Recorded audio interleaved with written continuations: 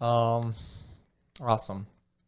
So I guess we'll start with El Doggo of the Week. Yeah. French Bulldogs. Frenchies. Which, honestly, I just got to say real quick, I'm going to probably anger a lot of people. They're at the bottom of my personal list.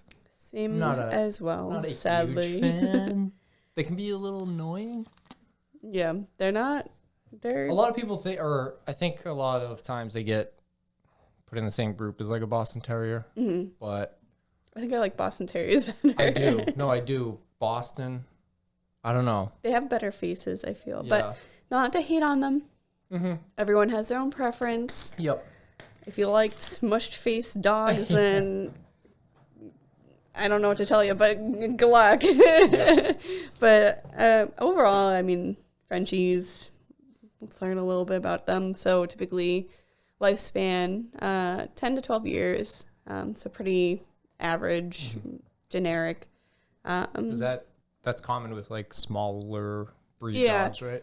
Smaller breed dogs can be anywhere between like 12 to 18. Okay. So, yeah, because we got two that are like 16, and so I think I sent you a video. Yeah, they're just kind of skin and bones. Living their best life in their little they're kennels. trying. Yeah. They're small, compact, and adaptable dogs. You see a lot of people who have apartments with them because they're smaller, easier to handle. They typically are under 30 pounds if they're not overweight, so they're easy to carry and stuff like that. They are kind of dense. They're dense. They're little nuggets. Very compact. Yeah. Just squished onto a flat face. They are dog. kind of resilient, I gotta say. Like, they're resilient to a point. Yeah. They don't thrive in hot weather, and they don't thrive in like lower end cold weather. I think maybe moderate weather would be best for them, but obviously people kind of have to, wherever you live, work to the best of your ability. Obviously, if it's hot out, take your dogs out at dawn and dusk when it's cooler, and when it's cold out, bundle them up with some sweaters and little booties. They which probably won't feel like is like part of the reason you get a Frenchie is almost to like a little dress up dog, dress it up and be cute. And I don't feel like I see Frenchies dressed up as much as I do like Shih Tzus and Yorkies and Pomeranians, the basic bitch dogs, Yeah. Frenchies are just like a little extra, Yeah. They're the edgy. But I mean, I see them at the dog park all the time. They can hold their own, even with like the big dogs. They're very like feisty dogs. They're pretty good. A lot of them that I see at my work are very tolerable dogs. I mean, they hate their feet touch, which is normal, like Bulldog mentality. Don't touch my feet. I've only met a few that want to kill me, and those were at the ER and at my old job, at my old hospital. They wore like a Hannibal Lecter mask. Lucy. The person that used to live below us had one.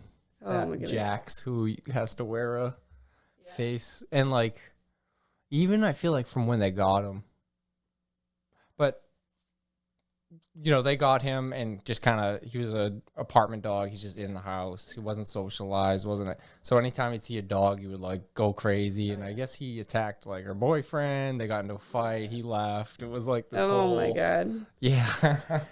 Oh, Frenchies. So it even goes to show you though, like even a Frenchie who is not going to have the biggest bank of energy, you still have to like...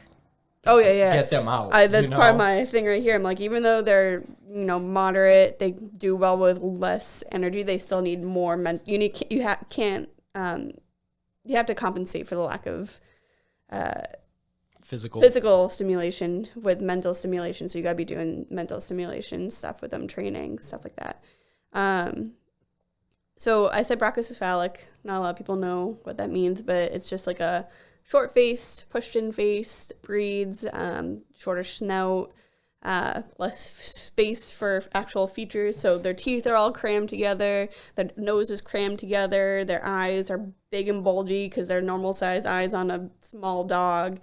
They typically have wrinkles on their face. Not always, because Cavalier, King Charles Spaniels, and even St. Bernards are kind of considered brachycephalic. Just a fun fact. I can see the King Charles. Yeah. What was the other one you said? St. Bernards. So the big guys. If you look up well-bred or AKC standard bred St. Bernards, you'll see that they do have kind of like a pushed-in face. Okay. Yeah, I don't think I've ever, now that I'm thinking about it, it's like I don't think I've seen like a silhouette of one. Oh, really? You know? Like, yeah. I can't Picture put it. to... You'll have to look it up after this. They're the real Julie boys, right? That do search and rescue. Oh, yeah. And Julie boys living their best lives in the snow, you know. They are prone to a lot of health issues, so if you're looking to get into that breed, just be prepared for a lot of money to be spent, and I do recommend insurance before even getting the dog or before the first vet appointment, before things become pre-existing. Those are one of the dogs I'm like, get pet insurance. So main things is they're prone to skin issues, which are usually relate to allergies. They're very allergy-prone dogs, environmental and food. They usually suffer from ear, eye, and GI tract and skin issues from allergies. Again, being brachycephalic, they have eye issues as well because they got the big bulgy eyes, so they're more prone to juvenile cataracts, corneal ulcers, so they scratch their eyes a lot. Yeah, I can imagine. I mean, they're bulging out of their head. Yep, cherry eye. So when the third eyelids kind of pop out. So I know the procedure on that is what you essentially do you remove a piece of that? You remove a eyelid? piece and then you tack it down. Okay, and then it can reoccur, right? It can. Even with surgery, it's not always 100%. Some back in the olden days, the blood vessels just kind of rupture and it just bulges. It's inflammation of the whole membrane. Okay. Back in the day, they used to just remove the whole eyelid, third eyelid, but it causes a lot of dry eye in the future, and you have to lubricate the eyes like 3 times a day.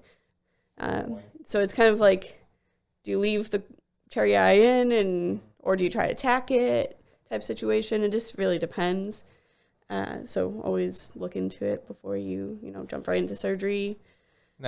Cherry eye is not something you can like predict is going to happen to your dog, can you? It's not something you can predict 100% genetic wise. Like if that line is more prone to cherry eyes. So obviously do your research when you're getting a Frenchie. This is super important for especially Frenchies, because a lot of their issues are genetic. Another thing is called entropion. So pretty much when the eyelid rolls in on itself and it's causing ulcers or abrasions on the actual eye. So you see this with a lot of... So would the eye become dry too, since it's not... So not dry. They start overproducing tears. That's when you start to see a lot of tear staining down their face, is because the eyelid is trying to compensate and lubricate itself, because the skin and the fur is rubbing up against the actual eye. There is surgery to correct that as well, where they pretty much cut the eyelid. It's crazy. Yeah. Common in like Mastiff breeds, Great Danes, Frenchies, Bulldogs. Any of the breeds that have like a wrinkle can be prone to it pretty much. Next thing is the respiratory issues. They get a lot of respiratory issues. So the elongated palate, where their palate is too long and it covers their trachea. So you hear a lot of like gurgling, reverbing, snoring, snorting. It's just them trying to breathe, especially when they're panting. Stenotic nares is another one, where pretty much it's a lack of airway flow through the nostril. So they're pretty much like pushed together. Like breathing through a tiny a little hole. slit. Yeah. So that can also be surgically corrected to improve airflow, not to 100% fix it, sadly, for all of that stuff. A lot of the stuff can be surgically fixed. Obviously, it'd be easier if you didn't have to go down that route by finding a responsible breeder, looking at their lines, looking at their dog's noses, see how they breathe, how their skin looks. Super important to look at all that. For their health testing, all they require is patella evaluation, so checking see if they have luxating patellas. Yep. Hips, making sure they don't have any hip issues. cardiac, so an echocardiogram of the heart, and then also eye checking, so evaluation of the eye to make sure they're not prone to any weird eye issues. And sounds like you're going to be at the vet a lot. Yeah. That's why I said get pet insurance before you get them, or even before the vet appointment, because as soon as you go to the vet appointment and they have an issue, it's pre-existing and the insurance won't cover it. Or just be really wealthy. You know, start off as a billionaire and you end up as a millionaire with a Frenchie type situation. They're one of the dogs right now that are kind of going into a fad designer phase where there's fluffies and Isabellas and black and tan, like so many different colors are coming out that aren't acceptable AKC standard, and I think even other standards accepted. So there's only... Now, why is that such a big deal if I want a cute Isabella Frenchie? Why is that such a big deal? Because they're breeding for color and not typically health. That's the main thing. They're not breeding for good behavior or healthy behavior. They're breeding for color, money. They're going for the money. That's the big thing. Money is people's end goal for the ones that are fad. And, you know. So if you want the Isabella, you should continue to just fantasize about it. And exactly. Get. Unless you want to buy into a very unhealthy dog. That's, I mean, up to you, obviously, as a person who's going to buy your new dog. So, really, the only... That's something a lot of people kind of don't think about. Is like, oh, the color of the dog means that it is unhealthy. Yeah. Or potentially unhealthy. Like, potentially. I mean, I can't say every single dog, every single Isabella, Seal, Blue, Merle, Frenchie is going to be unhealthy, but... typically the chances are much higher. Are typically unhealthy because they're breeding for color and not for health and standard. And if that's the only and they're not gonna corner you're cutting, what other corners are being cut that you don't see? And like you're not, when you get those dogs, they're not even like standardly built Frenchies. They always look off. They're not like the standard. The only acceptable standard colors for AKC is brindle and white, cream, fawn and white, fawn brindle and white, and white. The only acceptable markings being white, black mask, piebald, which is like the spotting, and brindle. So you said, what were the coats? Brindle, and then what, white and brown? Brindle and white, cream, fawn and white. Fawn, like a light brown? Yeah. Okay. It's a light brown, and fawn, brindle, and white. Okay. All the other colors are not acceptable. Yeah, AKC standard. That's like boxery. Yeah. Like that dark spotty. Not spotty, but stripes. The stripes. Yeah. Yeah. Like tigery stripes. Exactly. Yeah. And I think they look cool. Those are cool. Yeah. Yeah, I like the stripe. I love brindle dogs. If you can tell, both my dogs are brindle to. You can't see Fables as much anymore because her fur is growing out. But Shiloh, you can still see his stripes. Yeah. I have a favoritism towards brindle, I guess. And then for where to find responsible ones, obviously go to the AKC website, do your own research if they do the whole the testing for these animals, for the testing that I mentioned. There's also a French Bulldog Club of America. It's been around since like 1980s, and they can point you in good directions. There's also, if you want to go through the rescue route, because I know not everyone wants to buy a puppy or an older dog, that's totally fine. Keep in mind, if they're a rescue, they may be a rescue for a reason, so be prepared for medical issues, behavioral issues, such and so forth. Which a good rescue will be very upfront with you, right? Yeah. French Bulldog Rescue Network at FrenchBulldogRescue.org is a couple of good places you can try to find a Frenchie if that's the breed you want to go with. I'm only a little judging you, but if you want to go that route. So what would you rate their lifelong cost from low, average, or high? High. Yeah, either moderate to high, like the high end of moderate Okay. to high. Daily time investment. Not much. I think very like easygoing dog can be a couch potato and be okay and not destroy your house. So I say low time management. Again, still need to put time into your dog to get the good dog that you want. Now, on the opposite end, if you aren't a couch potato and you get a French bulldog, are you Just be keep in mind of their health issues. So they overheat easily. You know, not all of them can go for 2-mile runs straight. Take breaks, go slow. if you're doing hiking, would you recommend some type of like pack to carry them if they get tired? Exactly, yeah. I recommend that for any small dog because, you know, 1 mile to us is probably like 3 miles to them. They're walking twice as many steps, 3 times as many steps as we are to keep up with us. So they got 4 legs, so they got 4 legs, but they're like this big. I know our dog. We have 2 miniature dachshunds. Their legs were like an inch. Yeah. It was like, oh. Yeah, so bring a backpack or have something to be able to carry them in. You know, take it easy on. Keep them in mind. You know, though they seem that they can keep going forever because that's the type of they're tough. Personality they are. They cannot, and they can. I see a lot of overheat Frenchies at the ER because they just kept playing ball and the dog just wanted to keep playing, and you know. Yep. Just overdo it. Yeah. As far as trainability, is it Moderate. easy to train them? I think they're pretty moderate. A lot of times they're pretty food motivated. Okay. So they're not like super stubborn necessarily. No. Okay. And obviously health issues is probably going to be on the high side. High side, yeah. Where they're higher frequent. They're frequent flyers.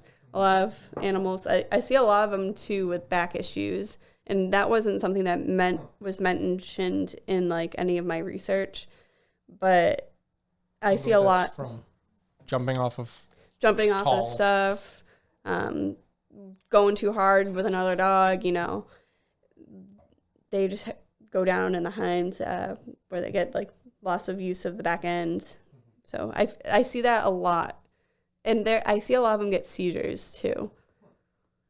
So they're not like a healthy breed, but if you want to risk it and spend a lot of money, be prepared.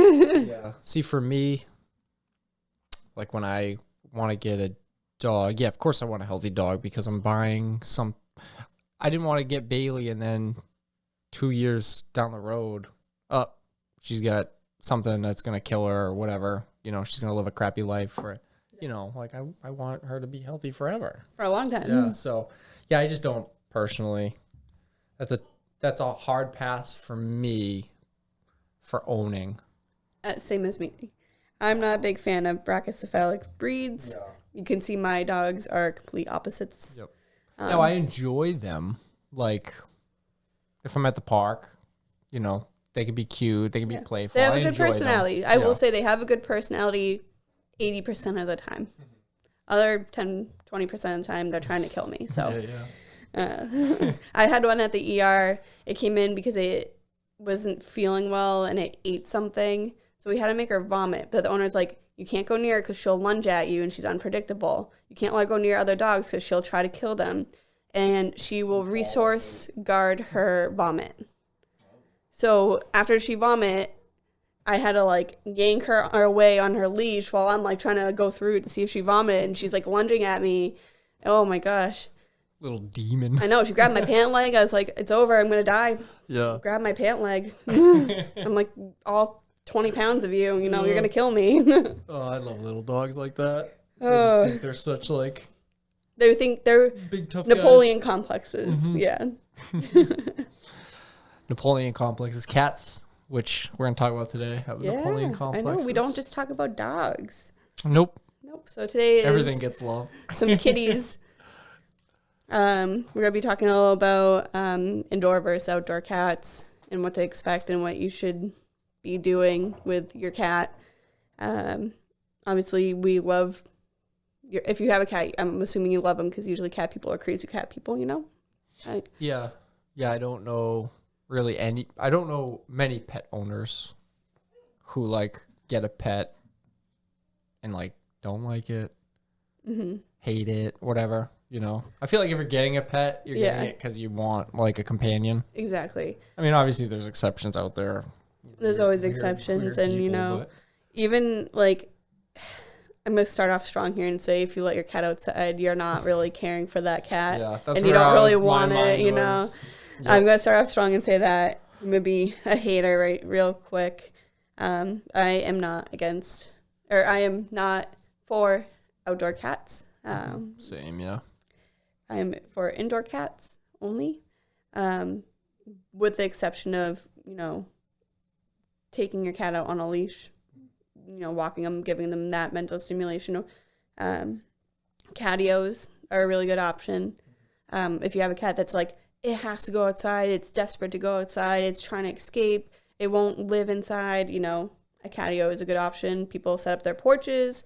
Some people even set like a window in their house that is like attached to the side. You just open the window and it's a big catio, which is a cat enclosure. I'll put a picture of Lucas's moms have a catio, so I'll snag a picture. And they're really cool. I actually really like those. I think that's a really good idea, even for just like indoor cats that aren't desperate to go outside. It's just good mental stimulation, exercise, you know, fresh air. Nice, yeah. So I'm not against cats going outside. I'm against them being outdoor without supervision, because that can lead to a lot of issues. Cats were domesticated like 12,000 something years ago from wild cats in like Egypt type area out east. They've become a very common household member, beating out dogs. Even they beat out strays tenfold. There's like 2-3 cats to every one dog that's a stray. Yep. Just because they reproduce so quick, and as soon as a female gives birth, she goes right back into heat, so she can get pregnant while still nursing. So they reproduce really quickly.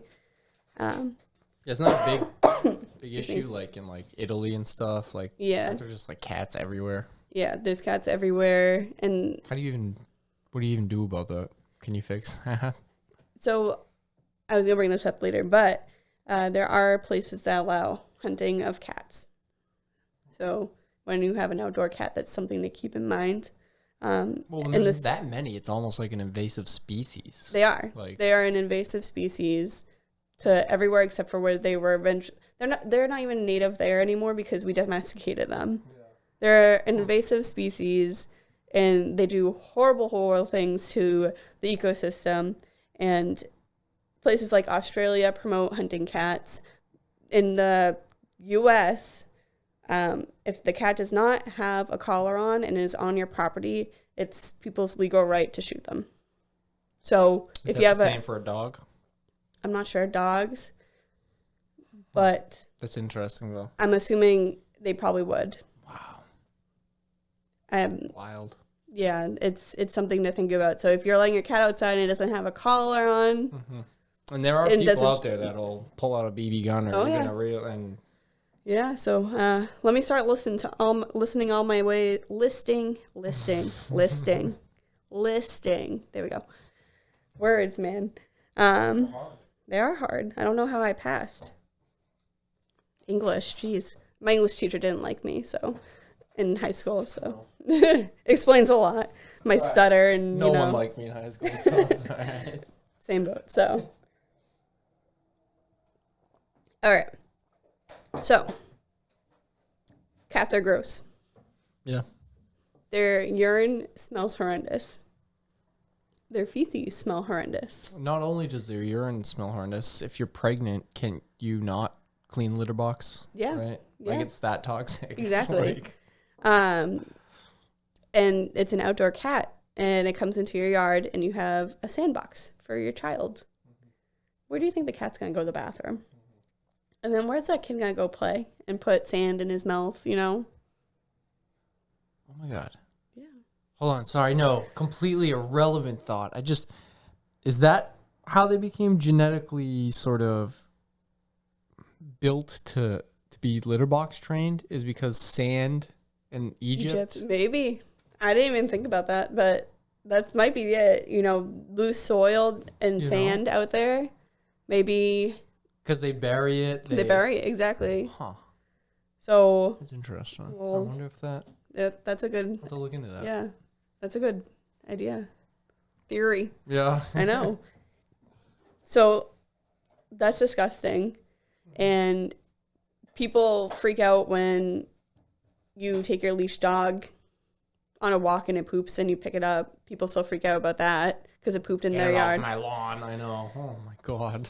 But people let cats out all willy-nilly, and they can't do much. And when they let them out too, I know it's from a good place. Yeah. Like I know not a lot of people are. What's the argument that it's their natural? Yeah. I'm letting it do its natural thing. Except it's not natural because they're invasive. Yeah. And they're domesticated. If it was natural, they'd be in like Egypt. Right. Doing it, hunting things there where they're natural. It's not natural. Cats are not natural in the native environment that we are in.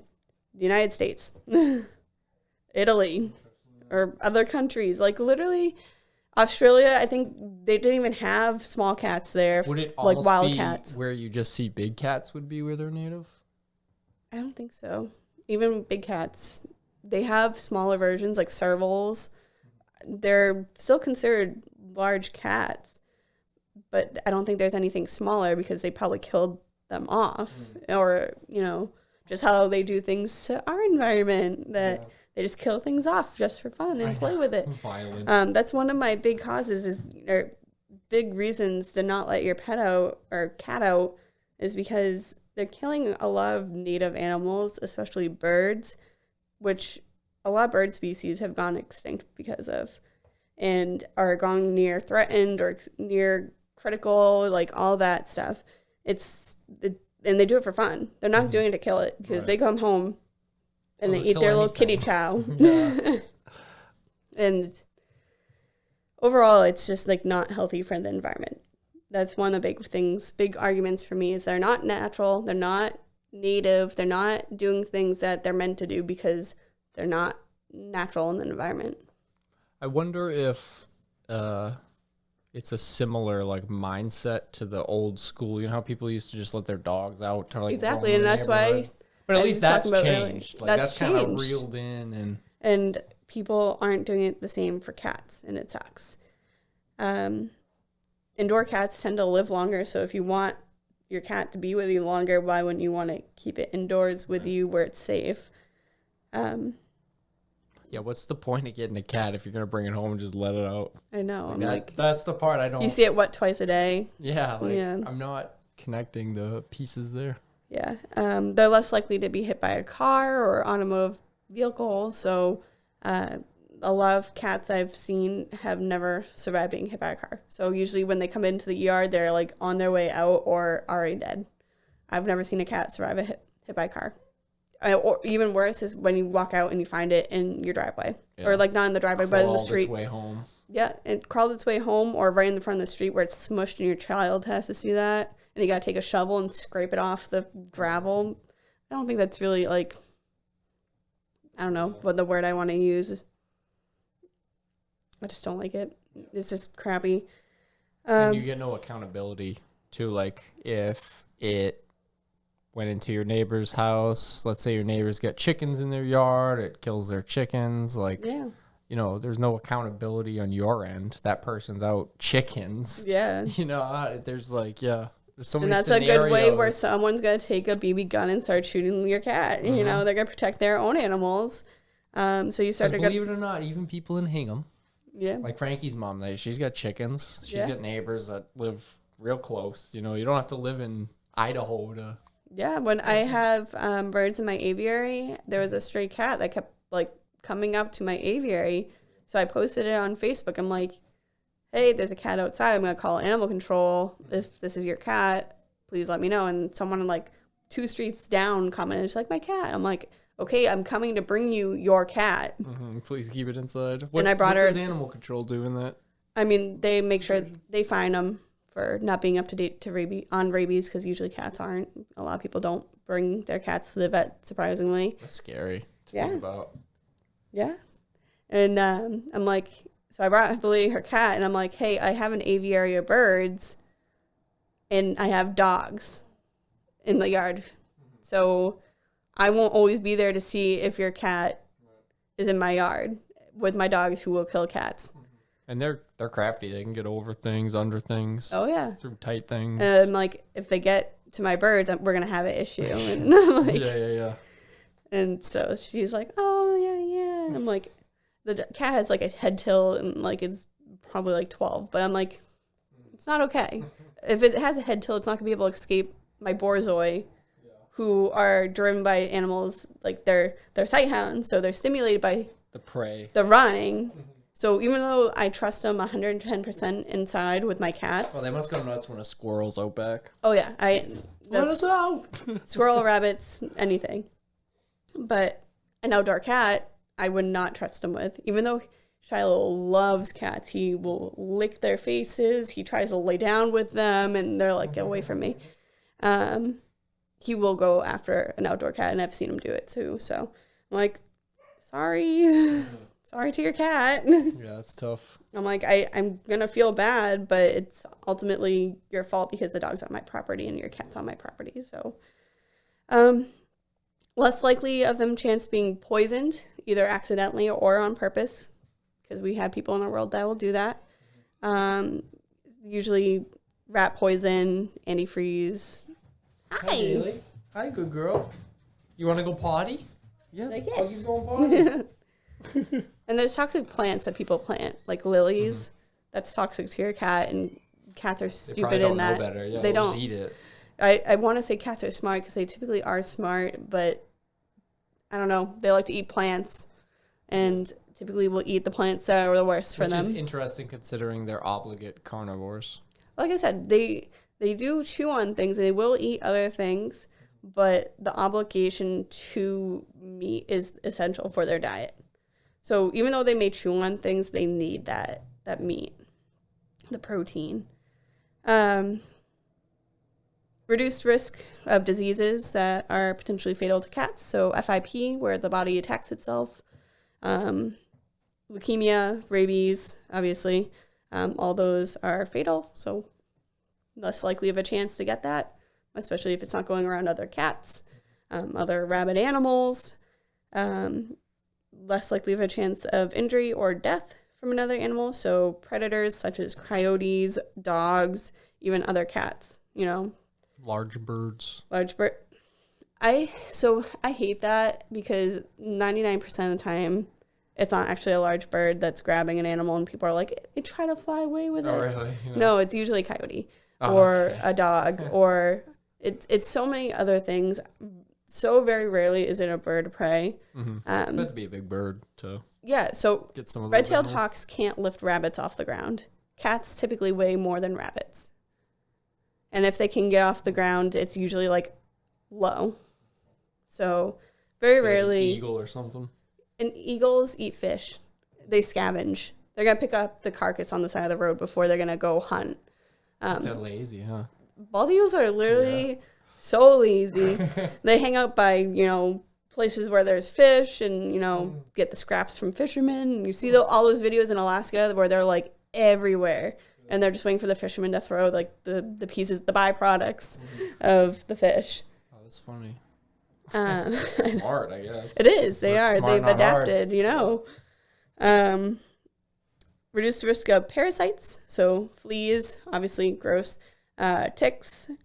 A lot of worms out there. Hookworm, roundworm, tapeworm, heartworm, which is from mosquitoes. Can those worms be transmitted to us? Like we can get tapeworms. We can get the worms, not heartworms, but the other worms. So roundworm. Kissing you, you're kissing them, or does it like? I think it's like litter box, mostly transferred from litter box because that's where the eggs are shed in the feces. So another animal picks them up, and But heartworm is almost always fatal in cats. I don't know the whole reason why because I don't know as much on heartworm on cats because typically they die before they come in.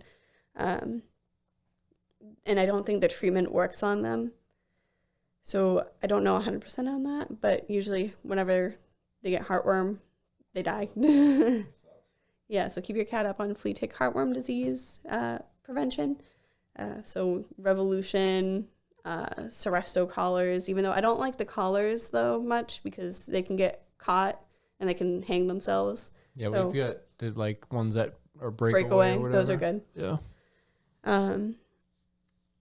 Controlling food consumption. So this is especially important in cats that have like renal disease, diabetes. So you're trying to manage it. Oh, they love to eat. Oh yeah, they love to eat, and they like to eat stuff that they can't have. So, yeah, the amount of times like a cardboard box in my house will have these little. I'm like, what the heck are all these holes? Oh, the cat was trying to get in here.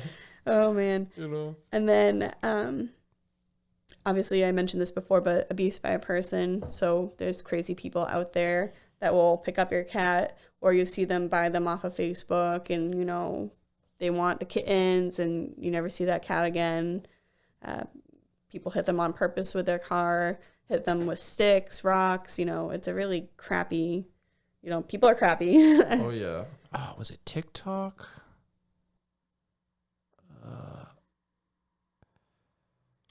I think it was TikTok.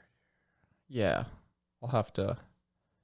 But this teenager on TikTok, and I'm just paraphrasing because I don't know if this is true or false without digging into this. I'll have to dig into this. And pick your mind later. But teenager on TikTok shared videos for skinning and killing cats and dogs. Oh no, it was Omegle. Oh, that's fucked up. Yeah, same type of thing. But like this crazy, finally they caught her and like but like, yeah, there's some straight up like crazy. That there's crazy people like you never know. So yeah, if you let your cat out, just be like think people, about it. Wild animals, yeah, cars, like everything's out to kill it. Exactly. Because it's out to kill everything. Exactly. I'm like I know people do it with like good intentions or they're not knowledgeable enough, but being outside is so much worse than being a little less stimulated indoors. Because you're risking. You're sounding like a snowflake now. No, I'm such a snowflake. God. You can't even go outside anymore? No, you can't go outside. You gotta stay inside in your room in a little bubble. Yeah. But I like I said, there are smart ways to let your cat outside and enjoy the outdoors, but you gotta do it smart.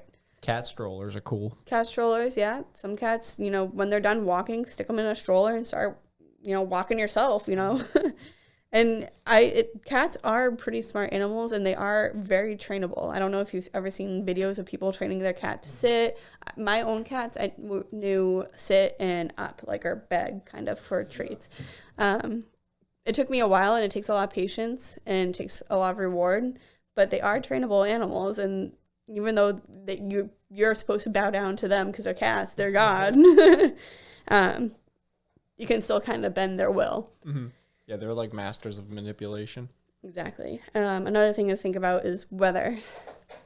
Obviously, your cat gets out and it gets spooked by something, so it doesn't come right to the door, and it happens to be below freezing that night.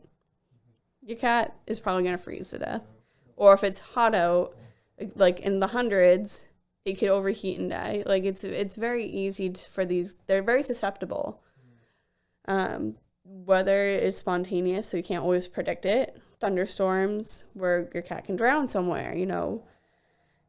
It's not a great situation, and they're typically scared. Like, do you want to put your pet outside and think of the situations that they could be in and be at risk for, just for that few little moments of, you know, mental stimulation that they're getting and destroying the ecosystem that they're doing, you know? It doesn't make sense. What about like barn cats? So I'm against barn cats because they're still killing native wildlife. Regardless if they're doing a job of killing rats and mice, which they are doing, they're also killing other things. You can't train a cat not to kill certain animals. They're going to kill. Yeah, especially when they're barn cats, you just let them outside and you let them do what they want, and you just throw food to them and water, and you're like, they'll be fine. I'm not a big fan of trap neuter releases, because you're trapping a feral animal, neutering and spaying, which is good because they're not reproducing, but you're releasing it back. So it's still spreading diseases. It's still at risk for all those things that we mentioned before. And then there's no like reliability for it. So then how would you solve situation like in Italy, where like you go to the Colosseum and there's thousands of cats. And there's cat colonies out there too. People that feed cat colonies. I think that's crazy to me. And I'm like, you're literally contributing to the spread of diseases that they all are going to give to each other. So feline distemper, feline leukemia. It's going to wipe them out. It's going to kill out. They're going to kill out the unhealthy ones. So new ones can come in. No? They're inbred. It's gross. I think it's gross. Well, I want an answer from you. How are you going to fix that? Huh? So if you're against capturing, let's say you could capture them all, tag them, fix them, and re-release them. You wouldn't do that if you could in like Italy? No. I support humane euthanasia for feral cats that cannot be with people. So what you're saying is we should ride around, collect them all, and kill them all? Oh, humane euthanasia. So it's done humanely. They don't feel pain. I don't think it's right to leave a colony of cats and still can contribute to destroying the ecosystem, to spreading diseases, to, they're not catching these cats and vaccinating them every year. Like, they're not catching every single cat and spaying and neutering it. And people are like, well, if you take them out of the environment, more will come in. And I'm like, more will come in so you can continue the process. So I do support for the ones that cannot be homed or rehabbed or put into rescues, humane euthanasia, because in the long run it does stop the suffering of those cats. I know it's like a big thing. Imagine if there's that many that they have to resort. There's hunters. Australia pays hunters to go hunt these cats. Because what happens in the wild? All right, if you get huge. In numbers, right, your food source starts to dwindle, and then don't you start to dwindle, right? Exactly. So I imagine those cats there's no way that there's enough natural food. Exactly, for the amount of cats.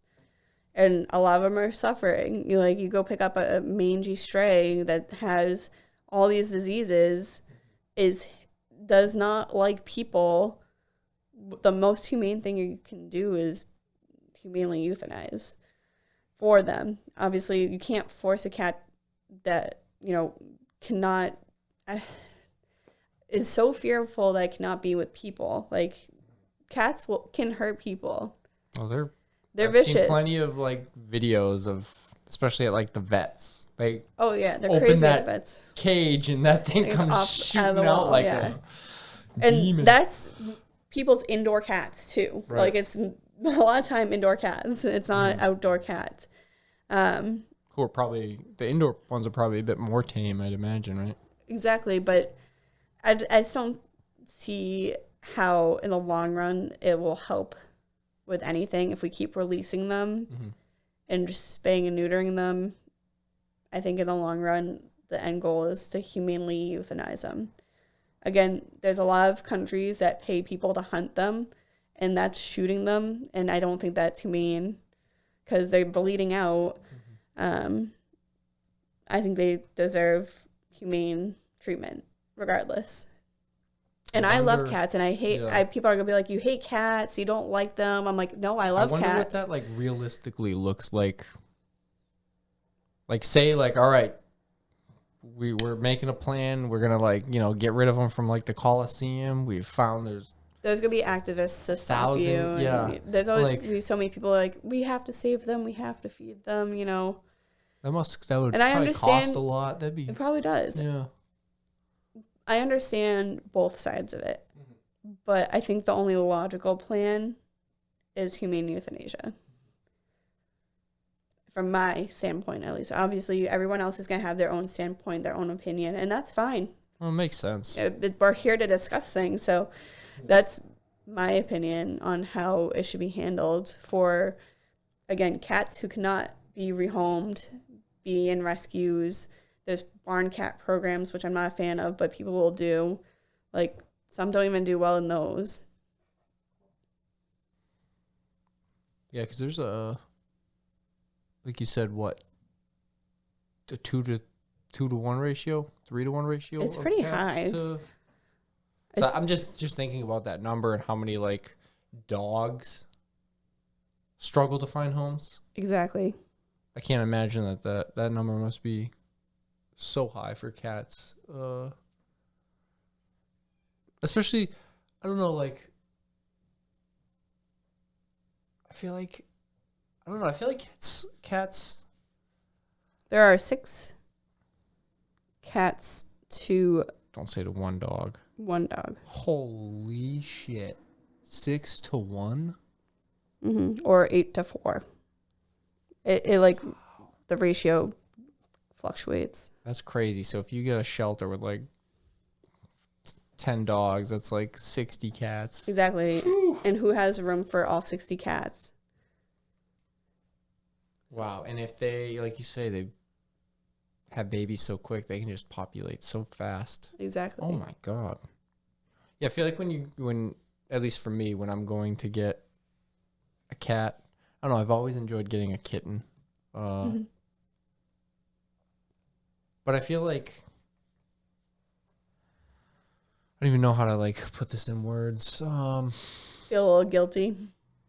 No. Like, yeah, like I see all the older cats.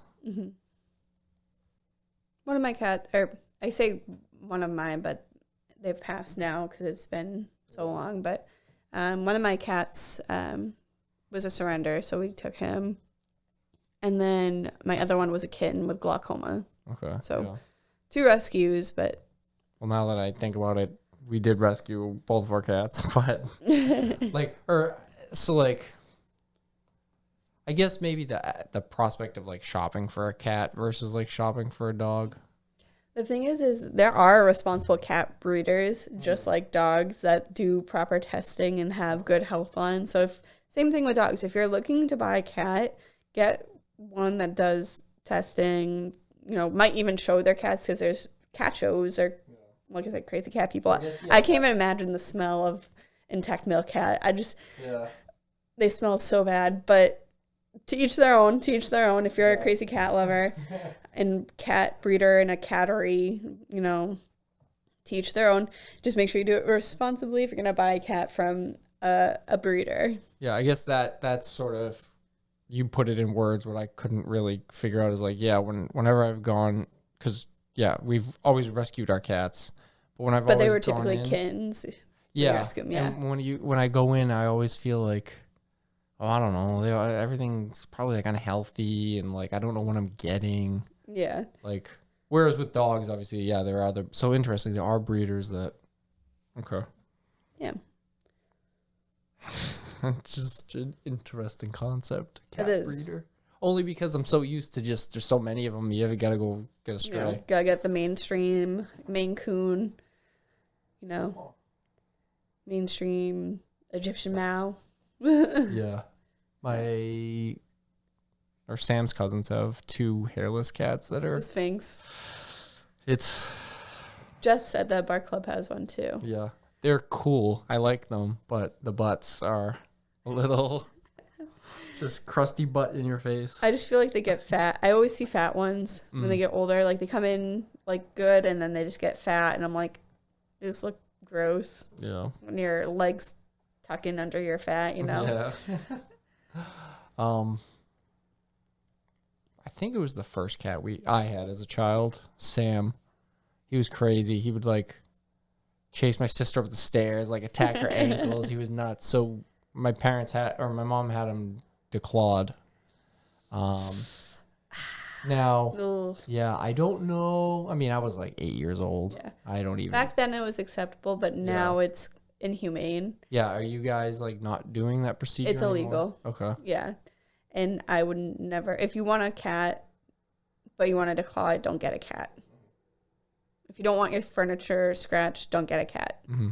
Yeah, isn't it? So what is that process to cut? You're literally taking off like the tip of its finger, right? Tip of its finger, and it causes a lot of balance issues. It causes arthritis in the feet, and it can cause urinary issues. So I mentioned my cat earlier that we rescued that was older. He was declawed in his front paws, but not his hind paws. he had How does that mess with urinary? it's weird. Huh. I don't know Cats the are whole freaking weird. Cats are weird. I don't understand the whole concept of it, but from the research I've done, usually declawed cats have, like, they won't pee in a litter box. They'll pee out of the litter box. And he did that. He peed out of the litter box. He would revenge pee because he was stressed. He had a lot of stress because he probably felt painful from the arthritis in his feet. I mean, he's walking on nubs at that point. He's literally walking on, his bone. It'd be like if we, cut off all of our. It's basically cutting off my finger so that past the fingertip. Exactly. The little. So that the nail can't nub grow. right there. Yeah, exactly. That's crazy. And it's done wrong a lot too, where you'll still have a partial like nail growth and it's messed up and. Ugh. It's inhumane if you don't want stuff to be scratched and you don't want to, cats are crazy to begin with. They're playful and they chase people just like dogs chase people and play. They just have retractable claws and they use them because they're predators. If you don't want it to be scratched or your furniture to be scratched, don't get a cat. Yeah. Get a fish. Get a fish. Get a rock. When I worked worked on location at Boston University at the dental school, I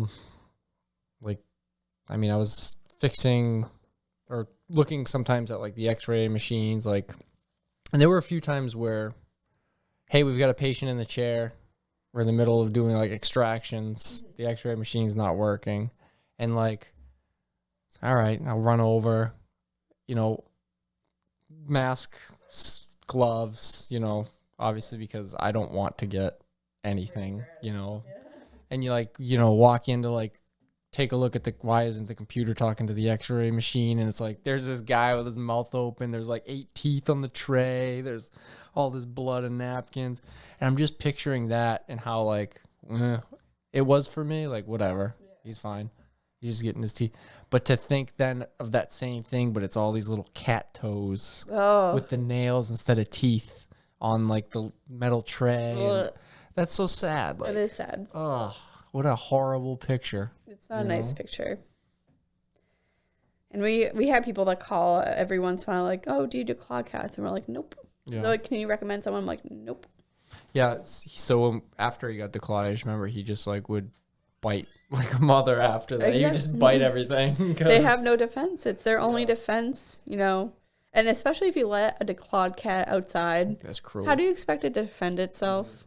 When a coyote is biting down on its head, it only has its claws to defend itself. So if you declaw it, it's a death sentence. Taking away, yeah. You ever hear a cat fight? Oh, yeah. It's horrible. The worst. Ever hear a cat try to kill a person? Also the worst. Yeah, I can imagine. Yeah. Hi, babies. Bailey's got to come say hello. Hi. You got to... No, we're not. That's Odin and Eden Marie's food, not your food. All right, go see Mama, okay? See, that's something that you don't get with a cat. No. Right? Even when you come home, they might greet you. Sometimes my guys will greet me, but half the time I wonder if it's more of hey, you gonna get us some food? A cat wheel. That was something I was gonna mention. There are cat wheels. Exercise. For indoor cats. Mm-hmm. For stimulation. I was going to mention stimulation for cats. Hamster wheel. It's a giant hamster wheel almost. And cats use it too. Cat trees, cat hideouts. The wall stairs are cool. Mm-hmm. Good for their mental stimulation, be running up and down and jumping. And there's also toys and stuff like that. How do you feel about a laser pointer? I don't like laser pointers, just from my experience with dogs, that they can be obsessive. They get nuts. Even with a reflection, the light. You just break a dog. Bailey's, sadly. Yeah. Yeah. Thought it was cute and then found out. And now, I did the same thing. She'll, I did the same thing. No, she knows, Bailey, no lights. And my grandmother did the same thing with her German Shepherd. Now, whenever she sees a reflection from the phone on the ceiling or any flash, she just breaks German Shepherd mode, and she's just on just it, focused, yeah. And she cries, she whines, she goes. They literally go crazy. I don't know the whole, difference between cats, if they can differentiate it or not. I'm assuming not, because when cats do get, like focused on it, I don't know if it's the same way. They're not as vocal, so. Mm-hmm. Yeah, I think dogs get frustrated if they can't smell it, feel it. Yeah. It's just like frustrating. I think it's just safer to avoid laser pointers. Yeah. There's a lot of other toys and stimulating stuff that you can do for cats. You just get a feather and they're happy as can be. Feather and a string. Literally, I'm like, and just run around your house, let your cat chase you. It's fine. It's fun. It's fun too. Like cats. Take your cat for a walk. I think a lot of people look at cats and just sort of make a blanket assumption of like, you get a cat and it just lives in your house. You can't do anything with it. They're not fun. They just sleep all day. Which, by the way, dogs sleep more than cats. I can attest to that, 100%. But no, yeah, you can totally have fun. Like they're like even Louis, who's the younger of our two cats. I think he's like 6, maybe. He's still super playful. Yeah. Like, especially at 2 a.m. You'll like hear him running around, bouncing off the walls. Hour. Oh my god. Catnip too. That's real funny. Yeah. I love cats on catnip. They're funny. Anything else?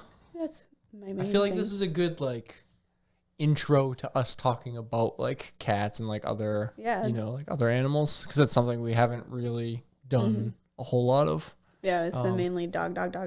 Yeah. Which I'm fine with because I love dogs. Do you think we'll play that old let's see here. Are cats to lions as dogs are to like wolves? Or I guess other big cats, like large cats? So they didn't... Like, what are cats descendants of, I guess? Wildcats, which are literally the same thing. Okay. So they didn't evolve from wolves. They didn't, or lions or cheetahs or panthers or anything. They evolved from RA cats, but they were wildcats. But same thing. I keep saying wildcats as a broad statement because I don't know. It's like Felis. The scientific name is long in Italian, and I'm like, I don't know how to say this. Let me see if I can look it up real quick. Cats evolved. Yeah. Because, like, yeah, I feel like, I mean, I know dogs, they came from, like, dogs didn't come from coyotes, right? No. Just wolves. Felis sylvestris libica. I probably butchered that. But it's just wildcats that originated in the Fertile Crescent near East Neolithic period in ancient Egypt. What year? 12,000 years ago. 12,000 years ago. So they've been domesticated all that time. So when you let your cat out and let it wander, you're setting your cat up for a failure because it is not a wild cat. It is a domesticated animal. Wait, we domesticated them 12,000 years ago? Yes. Okay, yeah. Domestication took over that process, but they evolved from wildcats, if that makes sense. Yeah. So we took some wild cats and we worked on them for a couple thousand years, and they evolved to be different species and stuff like that. We're so weird. We are weird. We're a weird species. But is that really is this any all right? Just trying to make a weird analogy. Sorry, I'm just trying to put all the pieces of the puzzle in my head together real quick. So, like, what is it? Symbiotic relationship, right? Where they work together. Yeah. So, like, for me, it's a symbiotic relationship for getting Bailey, because it's like, all right, she's making my life better, right? Mentally, everything, not physically. Is that akin to, like, you know how, like, I don't know, don't like hippos have birds, or alligators have birds that hang out on them and like clean their... Yeah, so it's considered parasitism. So they're parasites. Doesn't mean they're exactly like little bugs or anything, but a symbiotic relationship between that cattle bird egret, usually it's a egret, cattle egret, sitting on the back of the crocodile picking the bugs off. The crocodile doesn't eat the bird because it's getting something out of the relationship, and the bird's getting food. Is there anything, do you think, emotional there that's similar to like how we get companion pets? I know that the alligator's not saying, hey, this bird is my pet. I know that's not how they think. Yeah. But do you think that's I think they understand similar, like the concept that I feel less itchy or less like a bug load. Yeah. And it's obviously not a threat. Like yeah. It's not a threat.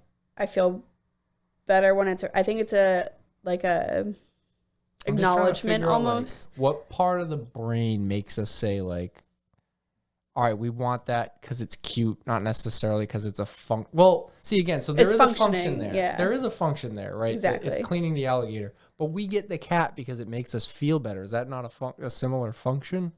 Like, I think it cheers me up. Again, I think we started to domesticate the cats because the rodent problem. So rats and mice. So we got them for a working thing.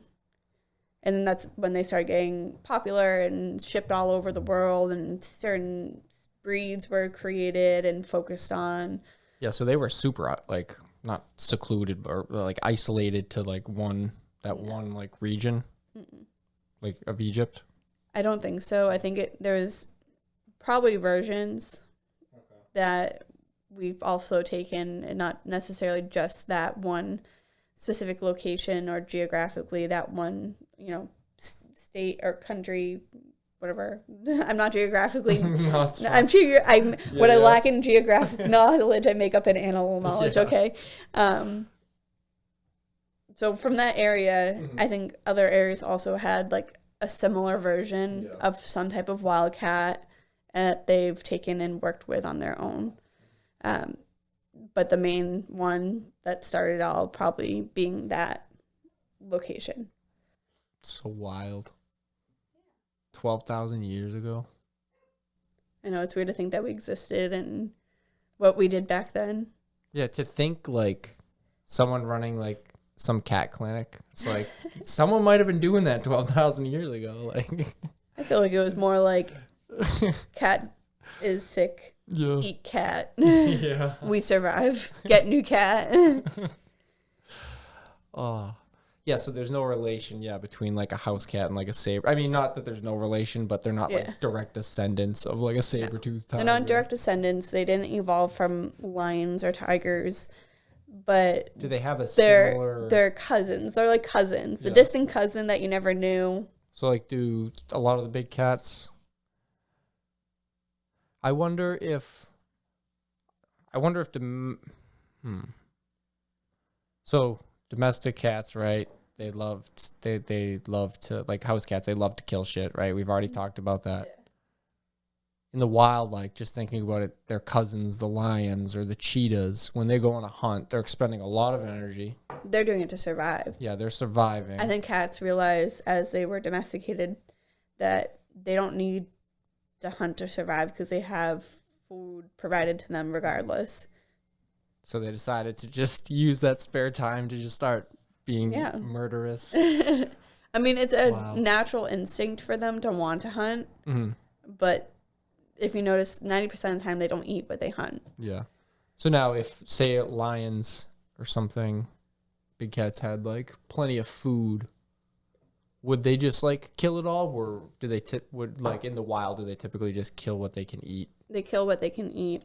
They'll kill when they can, so they have enough food to keep them healthy for the long periods that they won't eat. Without overexpending energy. Exactly.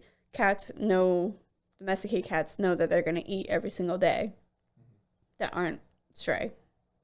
So they don't really have to worry. Even feral cats, I feel like even though they're feral, they're still hunting for pleasure because they eat and then they're fine, but the instincts kick in that they want to hunt. So. And there's a lot of critters, like just thinking about like the woods. I mean, I know there's plenty of animals in Africa, but thinking about like one cat in like the woods back there and all the mice that might be there versus like a pack of lions hunting a pack of zebras. So easy for the cat to just go out there and kill like 10 mice real quick. You know what I mean? It takes less energy. You don't. Yeah. There's not much fight. Mm-hmm. Meanwhile, a zebra is what 3,000 pounds. Yeah. And Kicking, running. Exactly. And a zebra can easily kill a lion with a good kick. Like that lion is fighting for its life, even though it's hunting. So it's fighting to feed itself to survive, and it's fighting to not be killed hunting. Thinking about, zebras and lions also just made me think of one last thought I'll add to you is one more animal to my feared animals list is hippo. They're crazy. Boy. I would love to see one, though, in the wild, in a natural habitat. They're crazy. I know. One thing people don't realize, I think, is how fast they swim. Or run. Terrifying. Out of water. water. Yeah, they move. They run. They move, yeah. Like, they will catch you up and crush you. And they got stamina. Yeah. They're not just big blubber things. No, They're I know. freaking muscle under Yeah. there. They fool you, so. With those teeth. It's funny when people are going to look at their remains later down, like if they never like saw pictures of them and they're skeletons, they're going to like think it's some type of creature, carnivorous, maybe not carnivorous, but some type of creature that, I don't know, is crazy, weird, like muscular looking, and like they're not going to put like a layer of fat on there. Yeah, I wonder if we have that with like some dinosaurs. I think we where do. It's just like, oh, we're way off on that. Because we can't, identify like depth markers of, where the fat layer, the muscle layer, skin, and, did they have any other features like cartilage that doesn't show up always like in fossils? So was there cartilage holding something on to like else, like a horn, like not a horn because that'd show up, but like feathers and I don't know, weird things. Yeah, dinosaurs are cool. I know. We should do a whole episode on dinosaurs. I'd be down to talk about dinosaurs. I love dinosaurs. What is it? I want them to come back. T-Rex? What's that? The T-Rex couldn't run, I think. Couldn't run? I think I think they now think the T-Rex He's more scavenger. couldn't run. He was more of like a scavenger, yeah. Which Those was little interesting. tiny ass arms, Yeah. just Yeah. Two little forks. yeah. Awesome. All right. Well, that's a good intro to cats. Mm-hmm. Cats are weird. Cats Just are weird. thinking about cats. So, all right, cool. Well, thank you. We'll see you next week. And yeah, we'll see you next week. All right. Awesome. All right. Sorry, I'm a little loopy.